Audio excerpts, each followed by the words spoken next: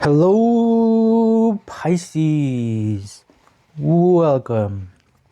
Take a seat and relax.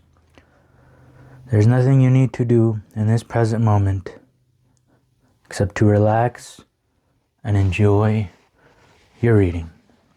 And to start your reading off, Pisces, we have love. We have love. Love is here. A beautiful moment is here.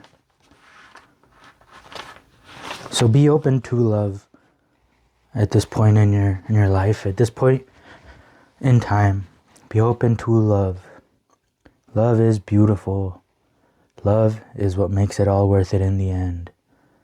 I'm sure you've been going through a really rough time for a long while, and this love seemed very far away, but it is finally here. Love is beautiful, and a beautiful moment is on its way, Pisces. Seven of Swords, paired with the Empress. Alright, this feels like you're taking care of yourself now. Something that you haven't done all your life or a long time. But this feels like you're taking care of yourself. So the Six of Swords is the swords in its best, at its best.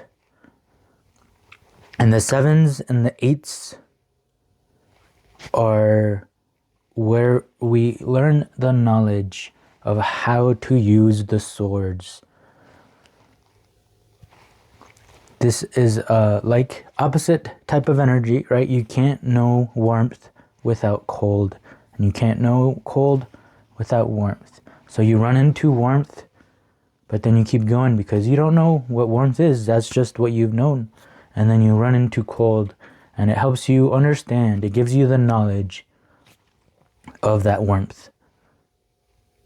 And because cold is just the absence of warmth. Right? So hate is the absence of love.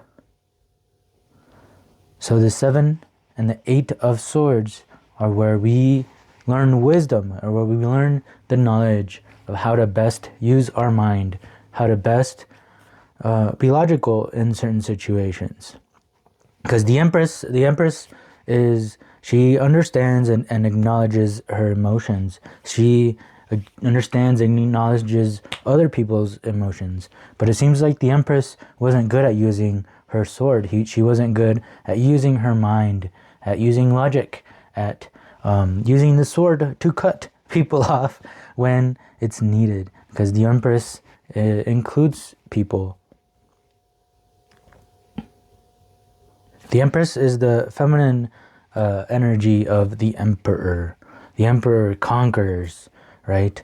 But the Empress is more about inside. So you finally learned how to conquer yourself and your inside, the way you think, the way you use your mind, the way you use logic. You have finally given yourself the love that you've always wanted.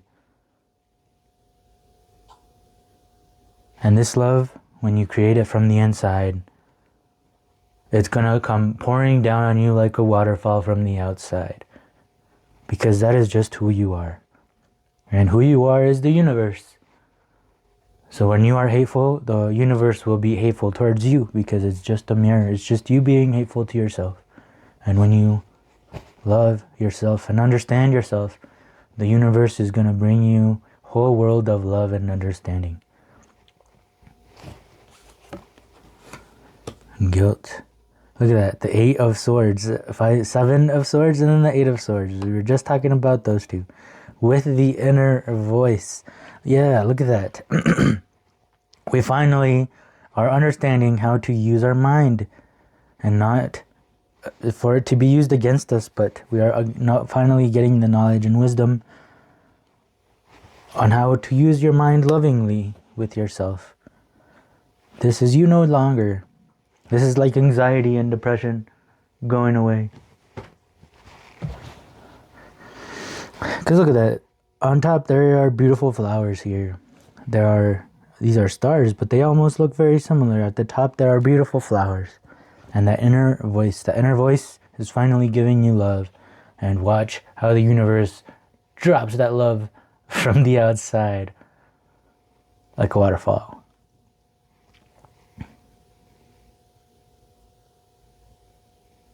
Things really seem peaceful at this moment.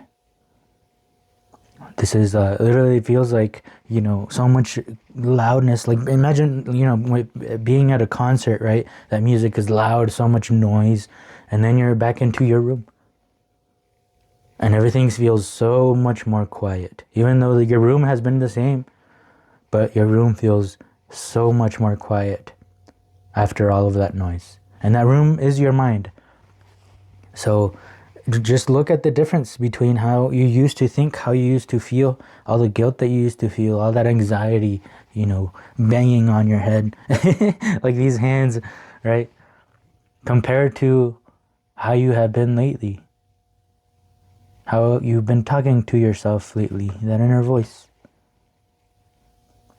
And this doesn't mean that life is going to be perfect, but you don't carry it with you everywhere all of the time anymore. When you are supposed to feel bad, you feel bad. You feel that. You think, yeah, this feels bad, But when you're in the next situation, when you're in the next moment, that badness has gone with it. And you're paying attention to your new thoughts and your new feelings in this new moment. And that is how we best can use our mind, how to best use our emotions, how to best use that inner voice within us. Because I used to not be able to do that. I used to, if there was a situation that made me feel hurt or embarrassed or any type of negative emotion, I would carry it with me the next day. I would carry it with me the next week. I would carry it with me the next month, But I have noticed for myself that things have been a little different. And that is what we want, right? For us to be in the moment, be able to feel the moments, and then be able to let them go. 5 of Cups, disappointment, and 10 of Swords, ruin. Wow, why did that come up at the end? Man, love is here, and I'm over here talking about just negativity.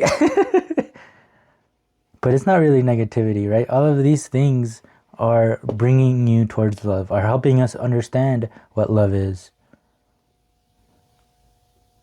To best understand love, it's not just good things all of the time.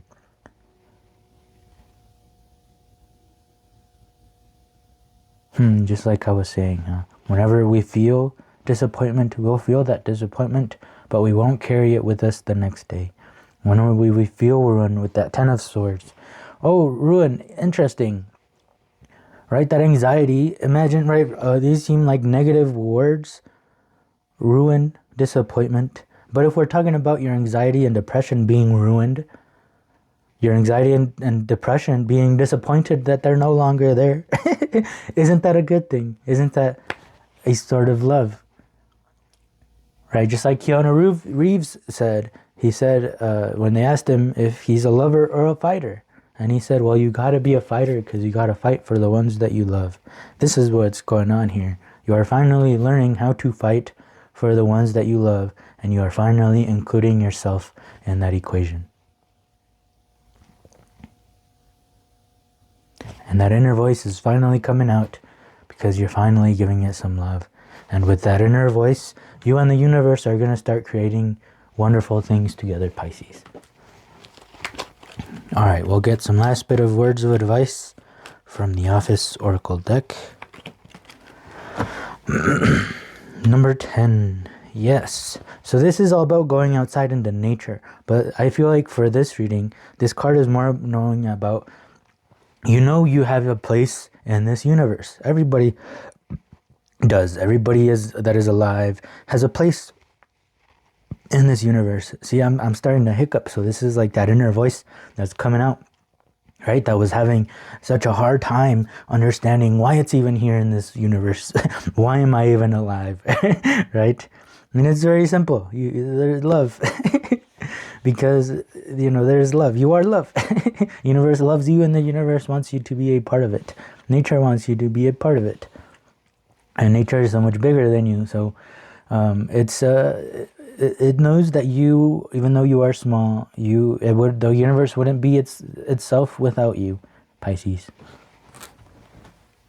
Hug it out. Yep. Especially if it deals with yourself.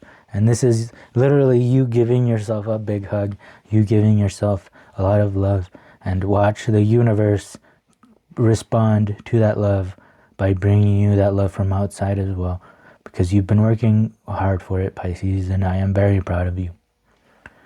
All right, Pisces, how about we start having fun again?